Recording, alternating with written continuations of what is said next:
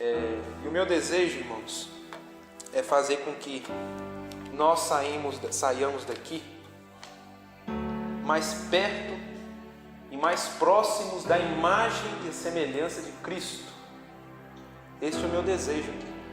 E eu posso dizer que eu sou menos preparado aqui para isso, mas eu tenho certeza que, nem que seja um pouquinho, Deus fará presente aqui de nós hoje. Nós vamos aqui abrir um texto muito conhecido, Salmos capítulo 1, tá?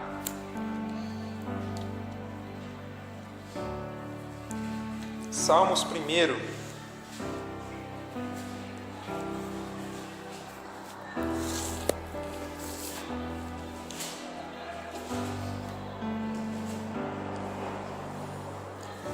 Todos acharam? O título diz assim, irmãos, para quem tem a Bíblia com título: a felicidade dos justos e o castigo dos ímpios. Verso 1: bem-aventurado o varão que não anda segundo o conselho dos ímpios, nem se detém no caminho dos pecadores, nem se assenta na roda dos escarnecedores. Antes tem o seu prazer na lei do Senhor, e na sua lei medita de dia e de noite. Pois será como a árvore plantada junto a ribeiros de águas, a qual dá o seu fruto na estação própria, e cujas folhas não caem, e tudo quanto fizer prosperará. Não são assim os ímpios, mas são como a moinha que o vento espalha. Pelo que os ímpios não subsistirão no juízo, nem os pecadores na congregação dos justos. Porque o Senhor conhece o caminho dos justos, mas o caminho dos ímpios perecerá.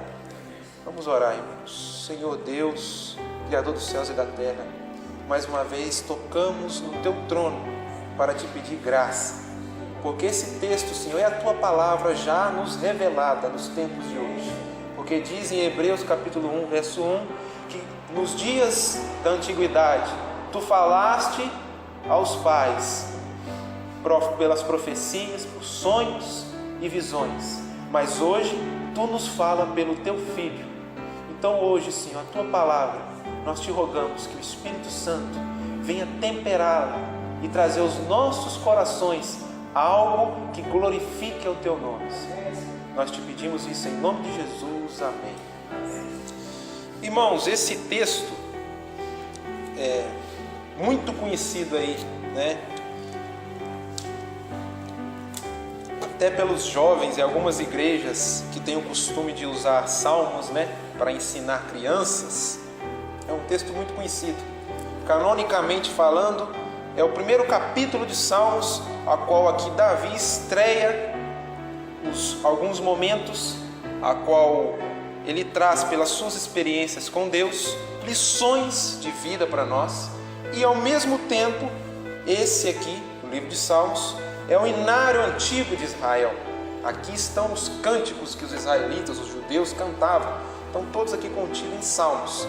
E Salmos, irmão, ele é didático, é louvor, mas ele traz morais para nós, que muitas apontam até para Cristo, profetizando que haveria Cristo, que ele haveria de vir ao mundo. E Salmos primeiro, ele inaugura aqui no verso 1, dando já um adjetivo, um caráter a alguém, chamando este alguém de bem-aventurado, certo?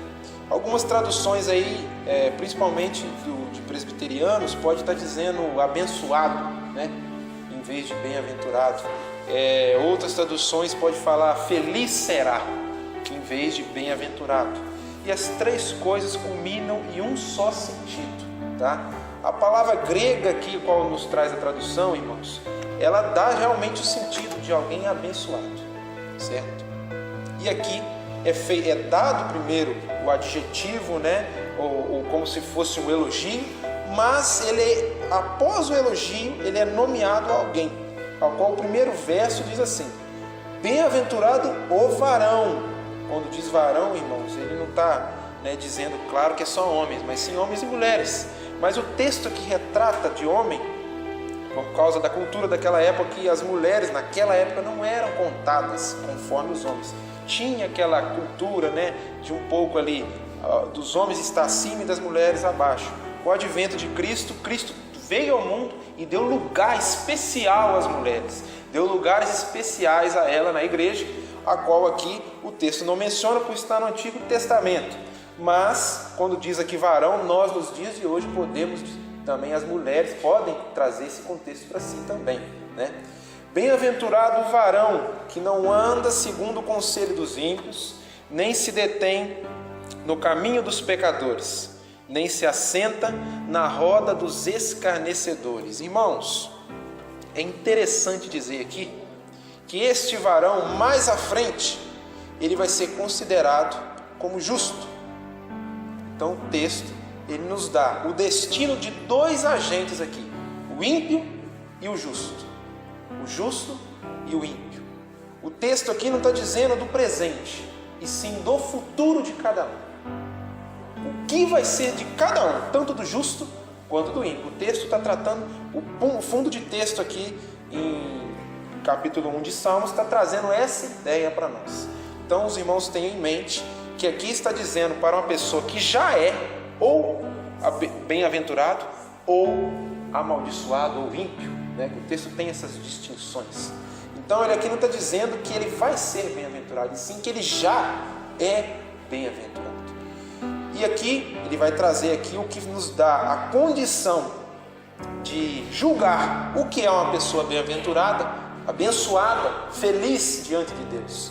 Porque uma coisa, irmãos, é o homem e a mulher feliz aos olhos do mundo. Outra coisa é o homem e a mulher feliz diante de Deus. Porque o que para Deus é puro, para os homens é impuro. O que é puro para os homens é agradável aos seus olhos, diz a palavra que para Deus é abominável. Então, irmãos, quando a palavra de Deus nos trata, ela confronta nós com palavras, venhamos sempre pensar que estas palavras são espirituais. Ela não é falada para amaciar ou proteger ou ali acalentar o ego pecaminoso do homem, e sim era para confrontá-lo e trazer a lembrança que ele precisa se arrepender, que ele precisa se subjugar e se entregar a Cristo para ser feliz e abençoado. A palavra de Deus nos dá essa afirmação. E ela diz que o varão que não anda segundo os conselhos dos ímpios, nem se detém no caminho dos pecadores, nem se assenta na roda dos escarnecedores. Este varão, ele é feliz, ele é abençoado. E quando diz assim, irmãos, algo interessante de entendermos aqui, que o varão que não anda segundo o conselho dos ímpios, muita gente pensa assim, aquela pessoa que ela não dá muito ouvido para o que os outros falam.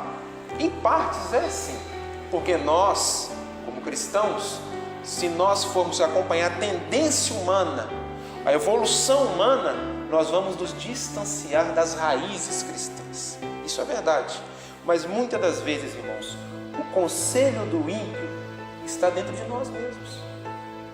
Existe algum homem que longe de Deus ele é justo? Ninguém. Porque todos pecaram e destituídos da glória de Deus estão. Então muitas das vezes, irmãos, o ímpio não é aquele que está do nosso lado, é aquele que está dentro de nós. Então, o texto diz, para não seguirmos os conselhos dos ímpios, mas muitas das vezes nós não somos aquele tipo de pessoa que não dá ouvido a outro. Isso pode ser bom e ruim, mas e se você der ouvido ao pecado que está dentro de você? Você está dando ouvido aos ímpios, se assemelhando aos ímpios, não é assim? Então o texto aqui trata desses dois tipos de ímpios. Nós, como natureza humana, que se não confessarmos o nosso pecado, não entregarmos a nossa vida a Cristo, somos ímpios. E aquele que está à nossa volta, escarnecendo, como diz o texto, levando aqui, contrapondo para o outro lado, escarnecendo e pecando, dando maus conselhos, maus exemplos no mundo, né? Mas antes, quando nós entendemos que a palavra abençoado, ela nos dá o sentido, se nós lermos ao pé da letra aqui, o texto diz que tudo quanto fizer prosperará. No verso 3 mais adiante que nós vamos expor, ele Ele vai dizer isso. Mas, irmãos, abençoado não é aquela pessoa que todos os projetos que ela faz no mundo dá certo. Porque isso, irmãos, podemos dizer que é impossível. Vira a momento, até nós que somos cristãos vamos dar errado em alguma coisa. Aí nós vamos pensar, então Deus mentiu, porque diz em 1 de Salmo que tudo quanto fizer vai ser próspero. Mas por que que ele disse isso? Por que que ele promete para aquele que é abençoado que tudo que ele fizer será próspero? É porque às vezes nós enxergamos do ângulo errado, irmãos. O que faz o homem ser abençoado não é aquilo exatamente o que ele faz, e sim aquele por que ele faz. É aquilo que ele está fazendo, o motivo que está motivando ele a fazer. Os irmãos lembram das passagens de Jesus que ele diz assim: aquele que vê a mim, vê o Pai. Aquele que olha para mim, contempla o Pai. O que ele quer dizer isso? Ele está querendo dizer diversas coisas, mas uma moral para nós aqui hoje que é: os meus planos são os mesmos do Pai. A minha missão, Cristo dizendo, é a mesma do Pai. Eu tenho comunhão com o Pai no que eu faço. Tudo o que eu faço é de acordo com o Pai. Esta é a fórmula da bênção no mundo para o cristão. Quer que os seus planos prosperem? Que os seus planos não sejam seus, mas os de Deus. Se os seus planos não forem os próprios planos da sua consciência, da sua mente, mas sim você se entregar a Cristo a ponto de dizer a Ele: eis-me aqui, faça na minha vida a tua vontade. Tudo o que você fizer prosperará, porque o que você fizer não é para você e sim para Deus. Então o segredo do homem e da mulher para alcançar o adjetivo, o caráter de ser abençoado, de que as pessoas olhem para ela e enxerguem nela algo diferente, o poder do Evangelho agindo nela, a palavra ter transformado ela, como ela abraçando e assumindo os planos de Deus como os planos dela também. Então, a partir desse momento, nós vamos ser considerados abençoados. E o segredo e a fórmula para entendermos os planos de Deus é uma só. Nós dissemos no começo aqui, na oração, que em Hebreus capítulo 1, verso 1, antes o Pai falava através dos profetas, para aquelas pessoas que viviam naquela época de visões e sonhos, de diversas maneiras. Hoje Deus nos fala pelo Filho, por onde? Por aqui. É por aqui. E o engraçado, irmãos, é que nós temos esse livro na nossa casa. Mas será que um crente, só de ter esse livro na sua casa, muitas das vezes ali em cima num armário, alguma coisa, numa mesa, será que realmente essa é a palavra de Deus ali no nosso cotidiano? Ou a palavra de Deus muitas das vezes precisa ser ouvida dentro de lugares que o homem não quer entrar, dentro de lugares a qual, se os homens que estão aqui em Patrocínio de Muré e as mulheres quisessem ouvir a palavra, não teria espaço aqui dentro. Por que eles não estão aqui ouvindo a palavra? Porque eles não querem. Eles têm a Bíblia em casa. Não basta ter a Bíblia em casa, irmãos. Tem que aceitá-la, vivê-la. Essas são as palavras de Cristo, a ponto de fazer-nos vir aqui, seja no frio ou calor, não importa. Mas o verso 2 aqui nos dá algo interessante, a qual é a fórmula para entendermos os caminhos de Deus e não se deter no caminho dos pecadores, não se assentar na roda dos escarnecedores e não seguir o conselho dos ímpios. Porque aqui o capítulo ele fala o que é o abençoado e dá a fórmula logo no verso 2 para alcançar essa bênção. Antes, verso 2: tem seu prazer na lei do Senhor, e na sua lei medita de dia e de noite. Aqui ele dá diante de nós ao justo o porquê que ele alcançou a bênção. Porque nele, dentro dele, existe um prazer imensurável de ouvir, crer e andar pela lei do Senhor. Viver, amar e ter prazer todos os dias da sua vida na lei do Senhor. E aqui diz, irmão, que não é só todos os dias, de dia e de noite também, em todo momento. Porque hoje está sendo pregado o primeiro de Salmo aqui, para nós de noite, né, como diz o texto, mas essas palavras a qual está sendo falada aqui, ela não fica por isso mesmo, ela não fica presa aqui dentro.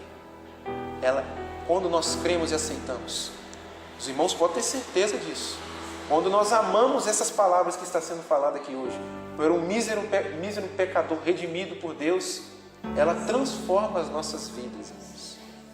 Além de transformar, ela influencia aquele vizinho do seu lado que está coberto de pecado, que a salvação não chegou nas tendas das suas famílias. É por essas palavras que Cristo resplandecerá nessa cidade. Eu não estou aqui, irmãos. Poderia eu sim, com a preparação de Deus, vir junto do irmão Ruim e outros irmãos evangelizar aqui em Patrocínio. Se Deus quiser, nós vamos fazer isso. Mas quem está aqui são vocês. São vocês que estão aqui e só vocês podem falar para aquele que está à sua volta que você tem prazer na lei do Senhor. Mostrar para eles que você realmente não é um cristão de esquentar banco. Você realmente tem prazer e medita de dia, de noite, durante a semana, sábado, domingo, no feriado, não importa. Você medita porque é ali que você tem prazer. Não é forçado. É de verdade. É verdadeiro. Assim é o prazer do justo na lei do Senhor. E, irmãos, alguns textos aqui para aplicarmos.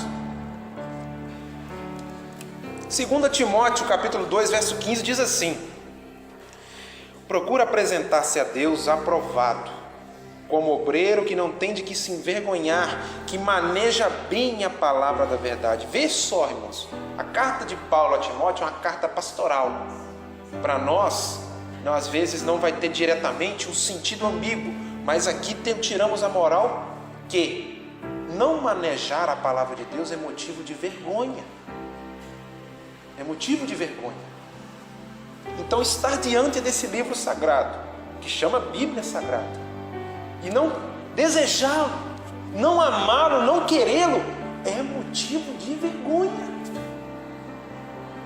Então, entendamos isso e praticamos assim como Paulo ensinou a Timóteo na sua juventude, que para ele alcançar a bênção de Deus no seu ministério, ele deveria manusear a palavra e ter prazer nela.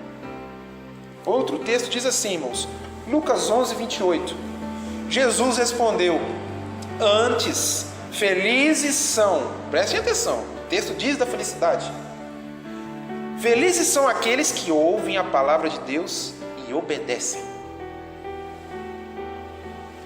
Jesus estava dizendo ali, pregando aquele povo, que para eles alcançar a felicidade, eles deveriam ouvir a palavra, que naquele momento era o próprio Cristo encarnado, e obedecê-la, aceitá-la, vivê-la. Essa é a conduta que Cristo estava pregando naquela hora. Então, quando Lucas escreveu isso, eu imagino o momento que ele estava vivendo naquela época, irmãos. Vendo a palavra viva, de carne e osso e espírito, sendo ela mesma se pregando, ela mesma falando por si. Imaginem a dádiva, irmãos. E o que nós fazemos hoje aqui não chega aos pés de contemplar Cristo pregando, mas Cristo fala aqui também. E não é de menos, porque Cristo não pode ser contabilizado a ponto de dizer que lá naquela época era válido e aqui não é mais, que lá naquela época era bom de se ouvir e aqui não é mais, de maneira nenhuma. Por mais que são homens que pregam aqui, Cristo, quando vocês entrarem por essas portas, que estará falando. Cristo que estará abraçando e ensinando-vos a palavra dele.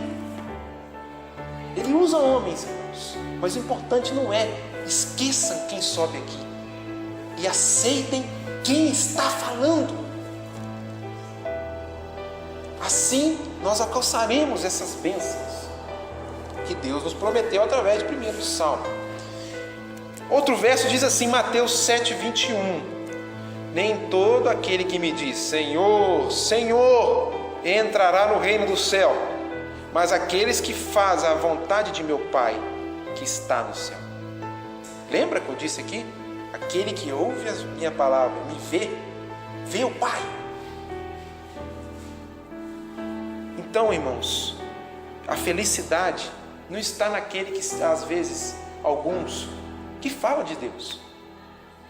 Porque muitos falam de Deus. Mas, irmãos, a justiça, a qual aqui é dada a nome para o agente que é chamado justo, essa justiça só Deus dá. Não importa que o mundo é repleto de pessoas falando Senhor, Senhor. Não julguemos.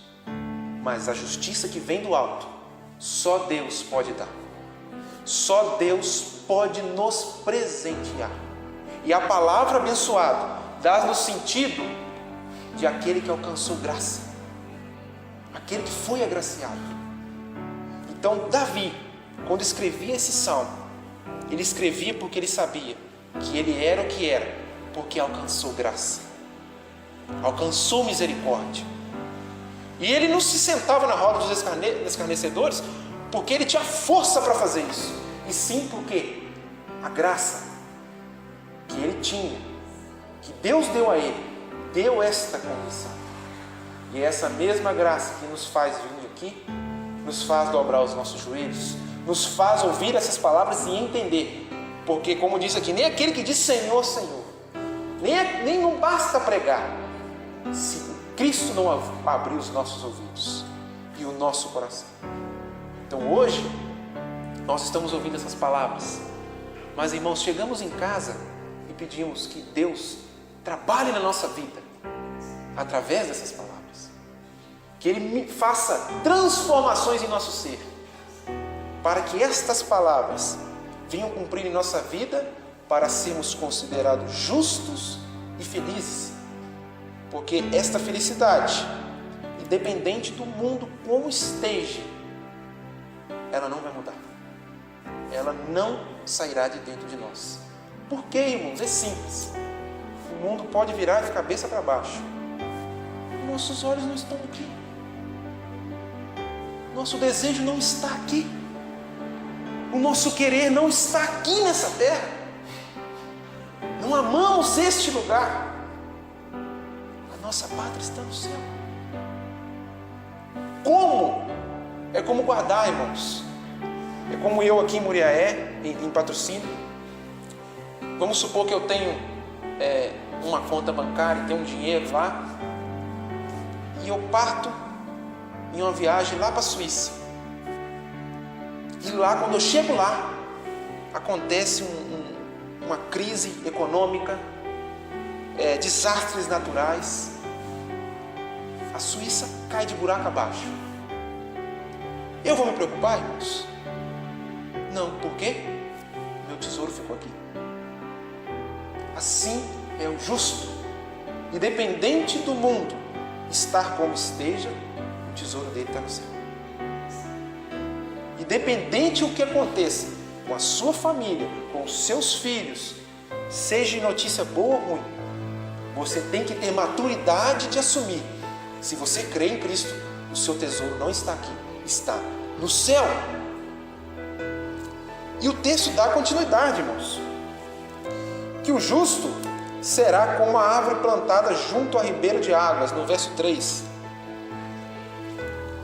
A qual dá o seu fruto na estação própria e cujas folhas não caem, e tudo quanto fizer prosperará.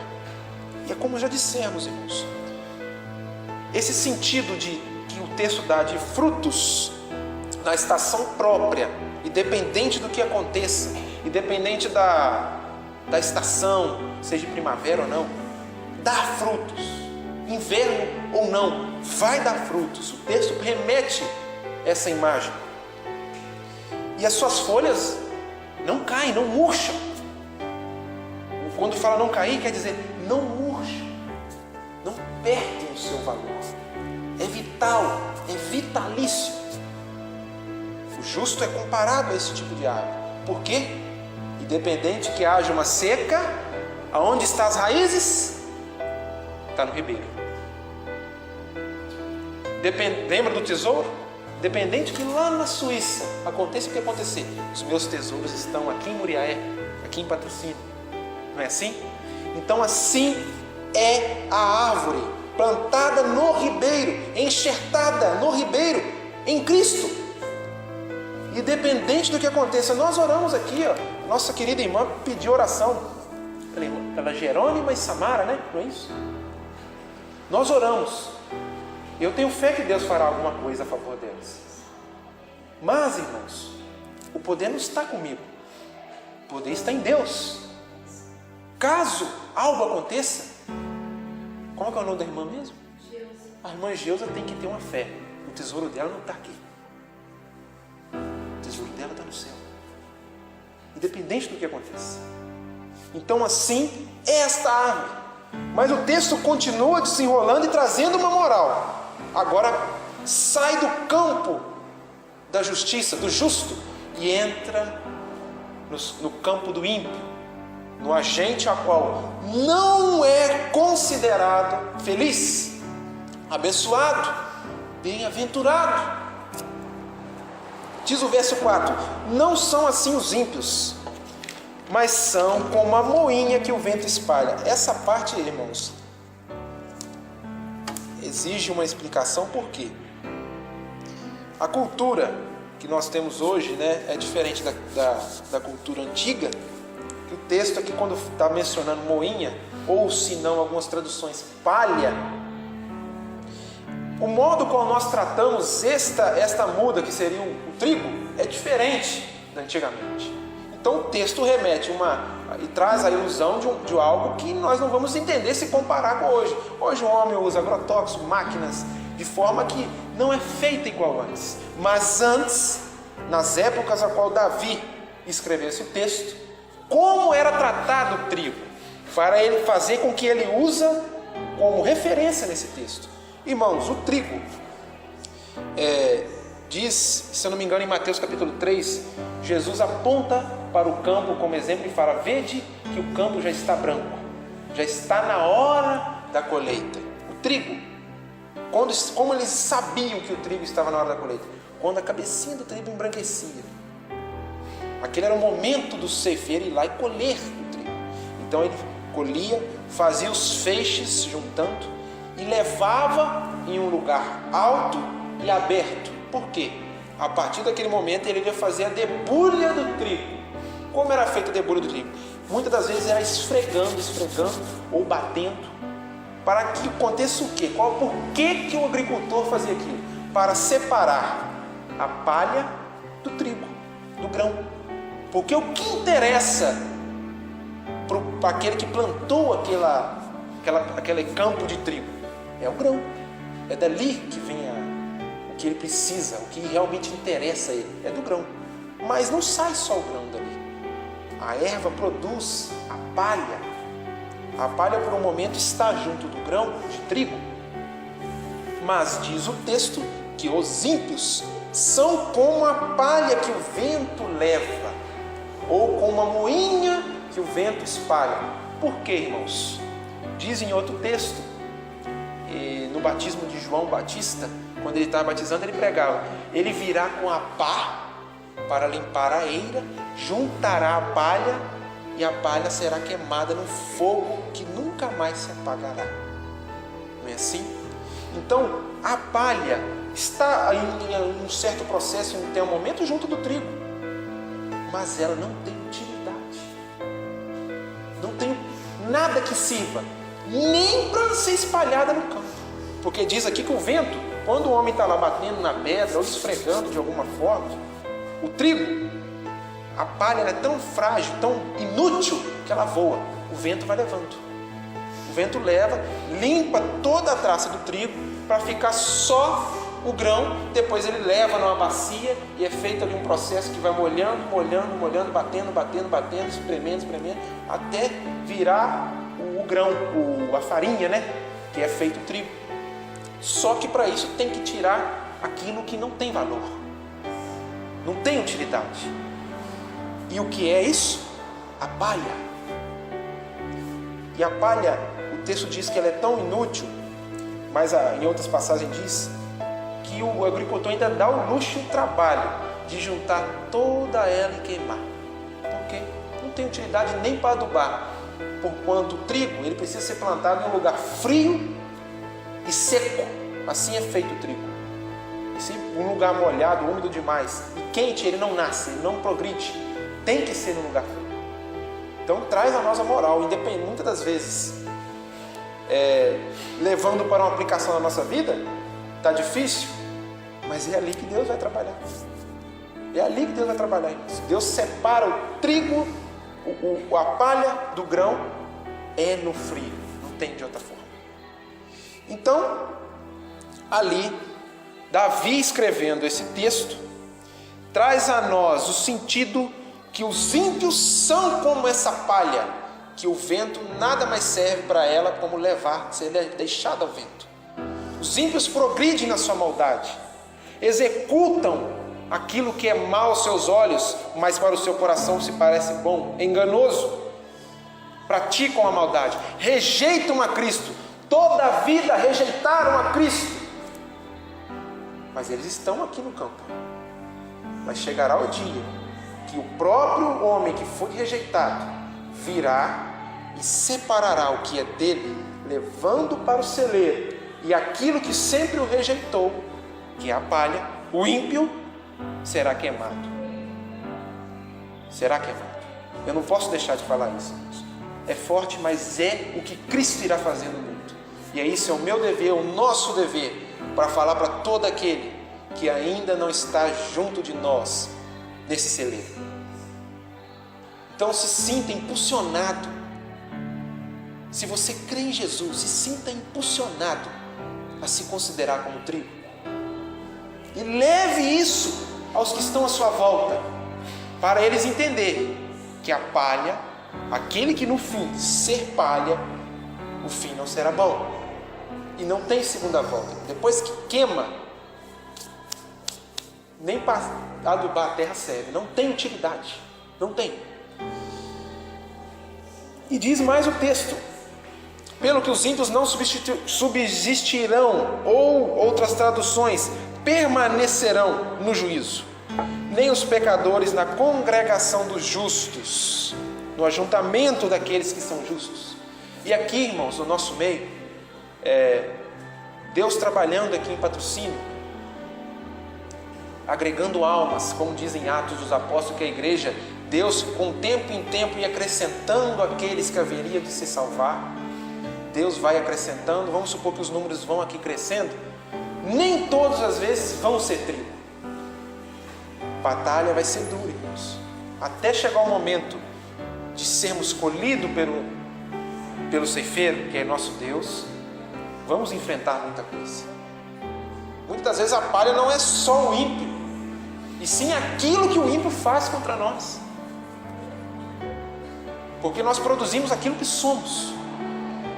Palha não produz trigo, não produz boas coisas, bons conselhos, como diz no primeiro verso. Mas mesmo assim, irmãos, mesmo habitando e servindo a Deus no meio desse mundo cheio de impiedade, cheio de amargura, maldade, enganação, e muitas das vezes desdeixando do nosso Deus, mesmo assim, esse é o maior sinal, que se não houvesse essa palha, essa moinha, não haveria o trigo. Então entendamos que vai haver problemas, vai haver dor, enfermidade, dificuldades, irmãos. Mas creia no que agora eu vou falar aqui em nome de Jesus. Está perto o dia da colheita. Está perto. Não vai demorar. Seja individual para nós, nossa vida chegando no fim, ou coletivamente, para todos, a igreja, está perto. E é isso que os nossos olhos devem fixar. É isso que deve nos motivar a acordar todos os dias. Cristo voltará. Não tem outro motivo para nos motivar. E assim, finalizando o texto, irmãos, os ímpios não permanecerão no juízo. Quer dizer que o juízo de Deus não tardará. Eles não serão absolvidos. O justo é o que foi absolvido. O ímpio é o condenado. Por mais que ele esteja aqui, ele não permanecerá. Chegará o dia que o juízo de Deus vai alcançá-lo. Como foi dito por João Batista. Ele virá com a pá e separará a palha e queimará. Esse dia vai chegar. E Deus é tão bom conosco que nos deu a certeza que não é para sempre que nós vamos viver no meio dessa impiedade. Vai chegar o dia que Ele vai limpar isso. E nós vamos viver só com trigo. Somente com aquilo que Deus escolheu no seu celeiro. Para finalizar, irmãos, porque o Senhor conhece o caminho dos justos, mas o caminho dos ímpios perecerá. Já fazendo um reforço ao verso anterior. O Senhor conhece os nossos caminhos, irmãos. Ele sabe, porque foi por esses caminhos que Ele nos chamou a caminhar. Foi Ele que nos deu essas condições a caminhar. Não é assim? E o caminho dos ímpios, não diz o texto que Ele conhece, mas Ele conhece. Mas muitas das vezes o texto não está dizendo que Ele conhece, porque conhecer é apoiar. Deus não apoia o caminho dos ímpios. Deus, Ele apoia, Ele patrocina os nossos caminhos. Então, como diz aquele dito, né, aquele provérbio famoso, se Deus é por nós, quem será contra nós, irmãos? Se Deus está conosco, se nós, como disse no começo da pregação, se nós abraçarmos o plano de Deus, estarmos junto com Ele em uma só entendimento, em uma só fé, quem será contra nós? Ninguém. Então, irmã Nair, a irmã também, o casal aqui que está junto, a irmã aqui na frente, o irmão Rui, tenho certeza, ninguém é contra nós. Ninguém. Independente do que aconteça, vamos para as nossas casas em paz. Jesus voltará e o nosso dever é anunciar que a colheita está próxima. Tá bom assim?